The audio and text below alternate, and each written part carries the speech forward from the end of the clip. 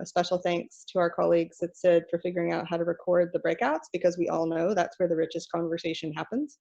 But we also know from research, as I was mentioning in my group with Ingrid, that we all learn better if we create a pause, reflect, synthesize, and share moment. So we're doing our own lessons learned exercise. So I don't know who would like to go first amongst across Ingrid, Barbara, or Zachary's group, but hopefully someone, and actually we need to keep it to like 3 minutes. If we can be pithy, that would be great. I don't know, but who wants to go first? Maybe Zachary? Someone from whoever the person is reading out from your group could go first. If I could put that person on the spot.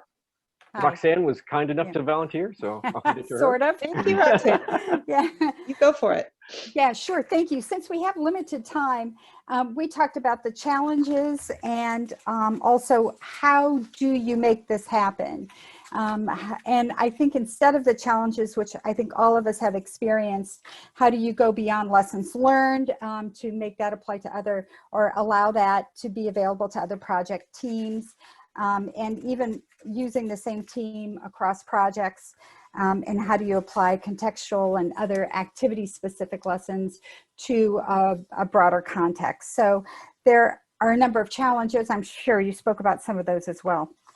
So I thought we had a great, rich discussion having to do with, so what, so how does this happen? What do we do? And what are some of the essential elements in making this successful so that learning lessons can be learned beyond just a specific project?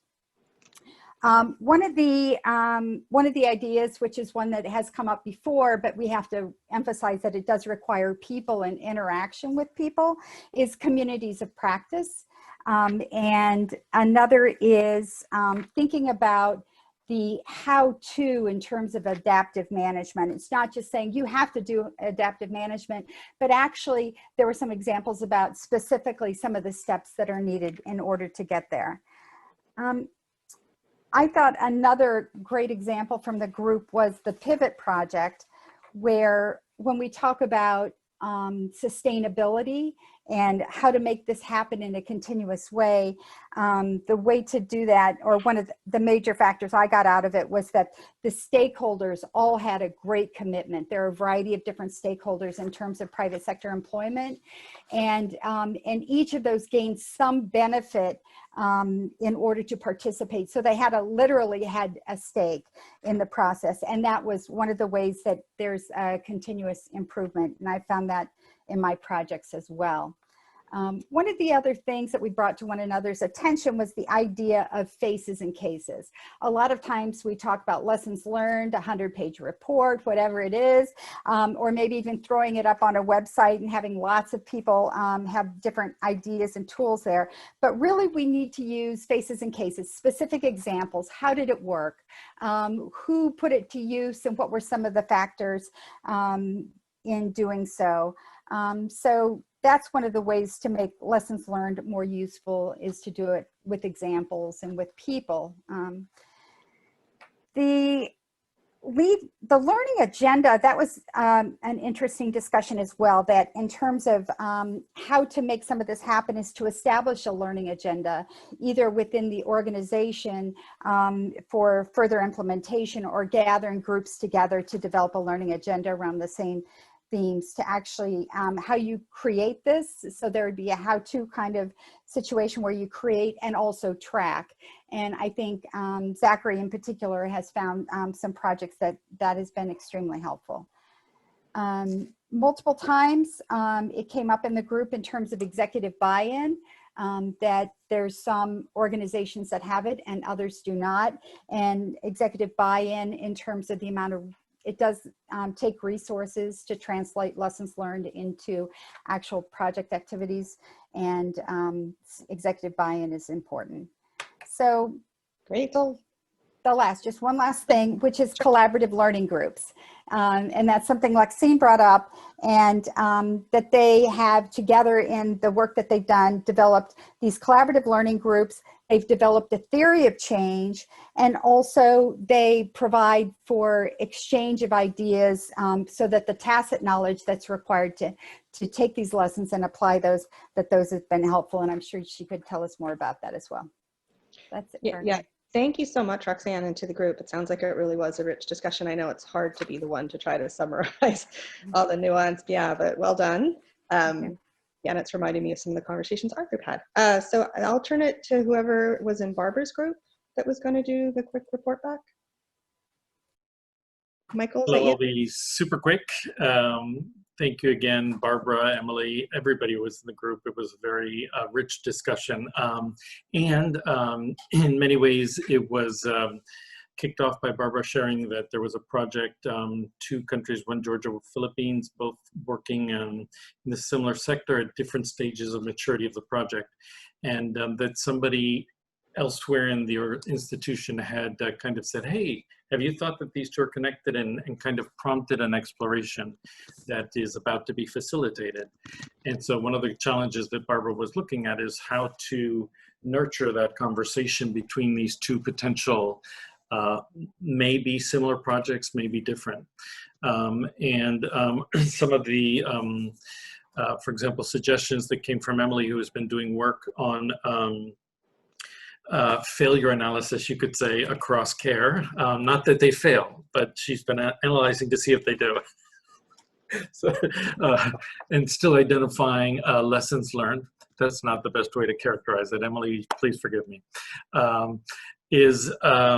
You know, that she was in fact, because the way this came up, by the way, is that we all find that the reporting process is really about celebrating success, right? That we're really not invited to kind of put out the messy. And so how to create space for the realism to be present and learn from. And so Emily shared that not only does she do an analysis that she kind of identifies some likely targets that she then debriefs the community with, she also uses questions as a technique for prompting people to explore. Well, what do you think? How did it go for you? Blah, blah, blah, blah, blah. So that was very helpful. Part of our philosophical debate was whether or not, for example, the question of how do we capture? There's this idea, and I'll use the metaphor of search engines. There was a time when search engines were in the business of replicating card catalogs. They needed to capture the summary of what the document or the whatever was and write it up so it could be extracted. And Google came along and kicked everybody's behind by getting out of the card catalog business and getting into how are people linking their papers to each other, who's citing what, and looking for significance in different ways. And so it's like, how might we need to rethink how it is that we're doing, you know, our card cataloging in a sense, to see and discover new ways of interacting when things don't follow the categories of the card catalog.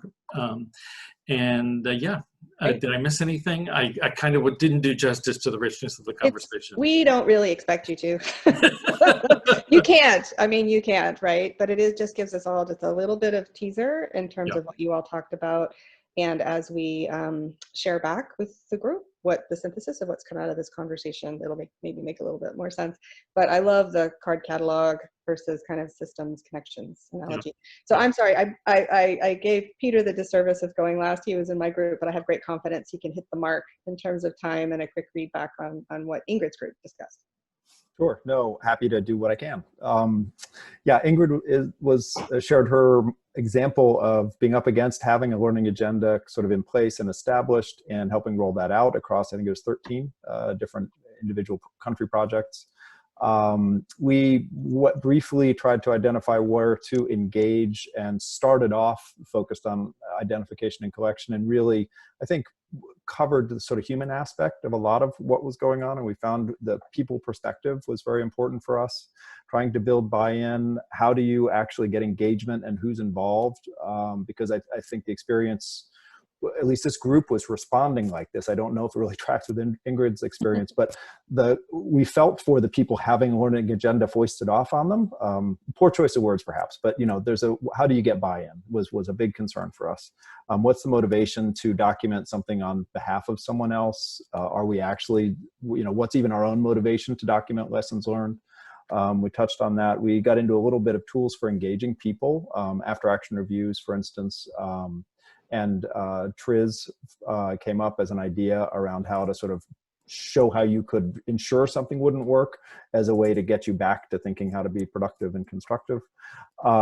Very much an interest in trade-offs between the products that are kind of the natural artifacts that come out and the actual sort of people and the processes and the social nature of learning.